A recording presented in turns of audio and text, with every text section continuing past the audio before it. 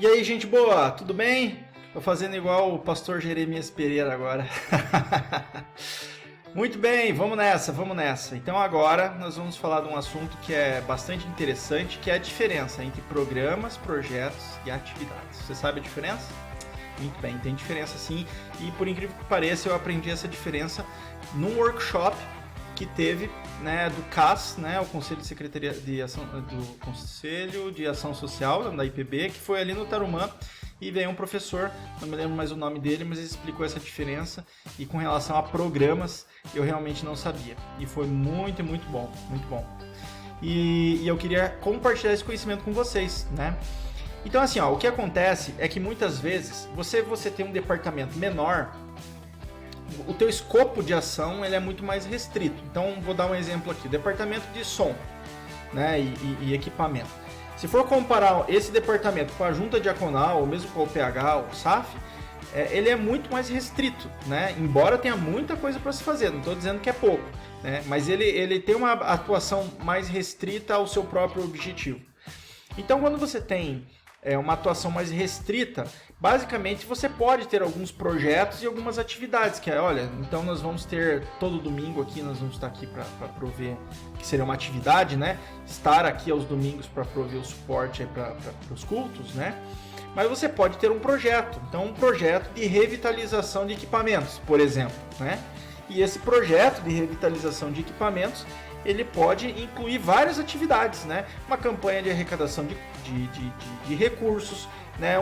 Os almoços da comunhão, você pode ter um projeto, você pode ter uma atividade de treinamento das pessoas, enfim, né? Então um projeto ele pode ter muitas atividades para ele dar certo, né?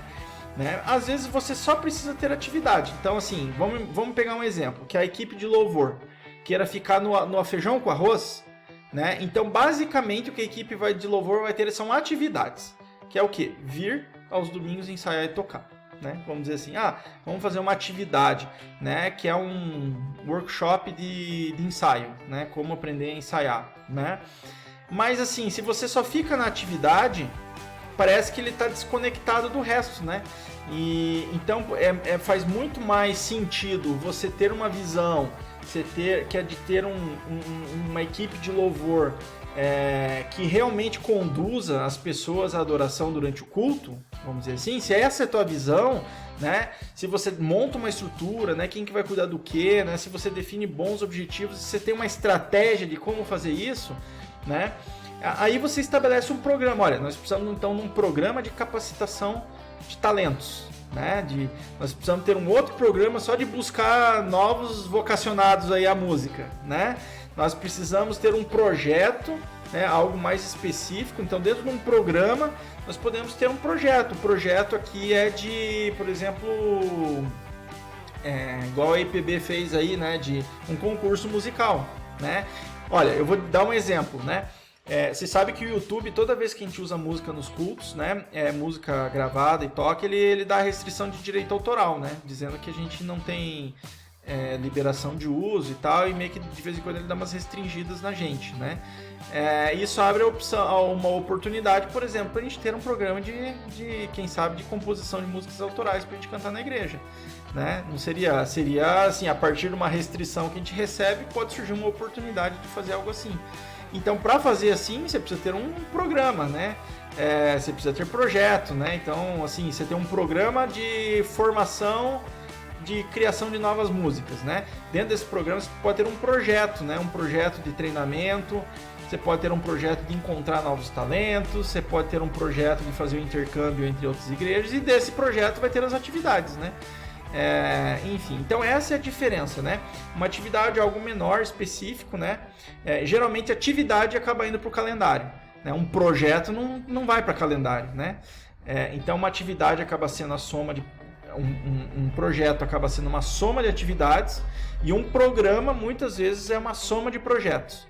Por isso que eu digo que depende muito da abrangência do teu objetivo, né? Então, por exemplo, se você já é uma SAF, por exemplo, você pode ter vários programas, né? Você pode, por exemplo, assim, um programa para melhorar a vida de oração. Você pode ter um programa para envolver as irmãs da comunidade. Dentro desse programa de envolver da comunidade, você pode ter projetos, um projeto do crochê, um projeto de, digamos assim, ajudar a treinar as pessoas a mexer em mídia social, sei lá, alguma coisa assim. Tô pensando aqui por cima, tá bom? Pode ser muito mais do que isso. É só para entender a diferença então de programa, projeto e atividade, tá certo? O que muitas vezes acontece é que a gente fica muito na atividade, sabe? Mas isso é um vício nosso, né? Porque a gente aprendeu a começar pelo calendário. Né? Você já vai pelo calendário, você não vai pela qual é a visão que você quer ter, para daí estabelecer vários projetos, né? Então a gente precisa pensar um pouco diferente, sabe? Sair do nosso hábito de pensar sempre em calendário, né? Porque a gente vai acabar repetindo as mesmas coisas que a gente sempre faz sem almejar um futuro, né? E se a gente faz sempre a mesma coisa, sempre vai colher o mesmo resultado, né? Não tem jeito. A gente precisa aprender a pensar um pouco diferente. Então essa é a diferença de programas, projetos e atividades. Agora você vejam só, né? Quanto maior a tua estrutura, né? Por exemplo, se a visão compartilhada do Perfeito Louvor é formar a próxima geração de músicos, você vê que isso já restringe bastante a quantidade de programas e projetos, né? Então você vai ver que quanto mais específica a tua visão compartilhada, mais, digamos assim, restrito fica os teus programas e projetos. Não é ruim, porque também se você faz um negócio muito amplo, você não tem nem recurso para conseguir dar conta de tudo. Então por isso que é importante o diagnóstico. Porque não adianta você chegar na hora do planejamento, colocar uma visão maravilhosa, uma estratégia inacreditável, né? Definir metas arrojadas, né? Montar uma estrutura, né? Um organograma de 28 caixinhas, e daí você põe o teu nome em todas as caixinhas, né? Pegar no pé do Luiz Alves aqui, Luiz Alves, daí você põe lá o teu nome, Luiz Alves 1, né? Então, aí não funciona. Então, por que isso? Porque daí você montou toda uma estratégia, um planejamento sem fazer um bom diagnóstico de onde você está.